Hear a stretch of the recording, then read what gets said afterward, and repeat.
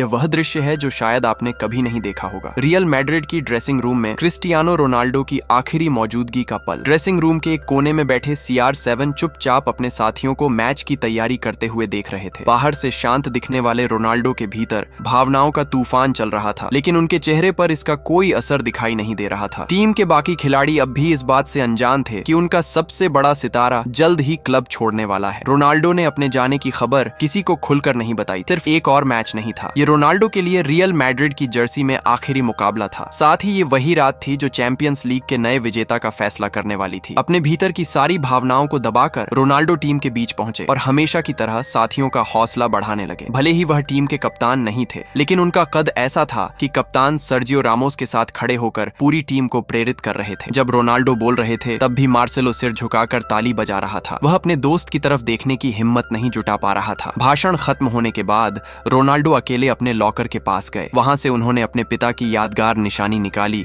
और चुपचाप प्रार्थना करने लगे। उनकी बस एक ही दुआ थी, यह रात यादगार बने और सब कुछ ठीक रहे। प्रार्थना के बाद वह फिर टीम के बीच लौट आए। उनकी आंखों में जीत की भूख साफ दिखाई दे रही थी। यहाँ तक कि कोच जिदान भी उनकी दृढ़ता को देखकर प्रभावित हुए बिना नहीं रह सके। कुछ ही देर बाद पूरी टीम मैदान की ओर बढ़ गई। यह सिर्फ एक फाइनल नहीं था, बल्कि रोनाल्डो के रियल मैड्रिड अध्याय का अंतिम पन्ना था। हाफ टाइम के दौरान रोनाल्डो ने एक बार फिर अपने लॉकर की तरफ देखा। शायद उन्हें एहसास था कि यह आखिरी बार है जब वह इस जगह पर बैठे हैं। ड्रेसिंग रूम के बीचों बीच जिदान अगले 45 मिनट की रणनीति समझा रहे थे। सभी खिलाड़ी ध्यान से सुन रहे थे, लेकिन रोनाल्डो कहीं और खोए हुए थे। वह बार बार अपनी बैठने की मुद्रा बदल रहे थे, कभी जूतों को देखते, कभी उनके स्टड्स को ठीक करते। ऐसा लग रहा था मानो उनका शरीर ड्रेसिंग रूम में था, लेकिन उनका मन उन अनगिनत यादों में भटक रहा था जो उन्होंने इस क्लब के साथ बनाई थी। उन्हें तो यह भी ध्यान नहीं रहा कि ब्रेक खत्म हो चुका है। जब उन्होंने साथियों को उठते देखा, तब जाकर वह जल्दी से अपनी तैयारी पूरी करके मैदान की ओर दौड़े। दूसरे हाफ में रोनाल्डो ने गोल के लिए हर संभव कोशिश की। उनकी आंखों में वही पुरानी आग थी, वही जीतने की भूख थी। लेकिन कभी कभी किस्मत की अपनी कहानी होती है। मैच खत्म हुआ, रियल मैड्रिड चैंपियंस बन गया, लेकिन रोनाल्डो के हिस्से गोल नहीं आया।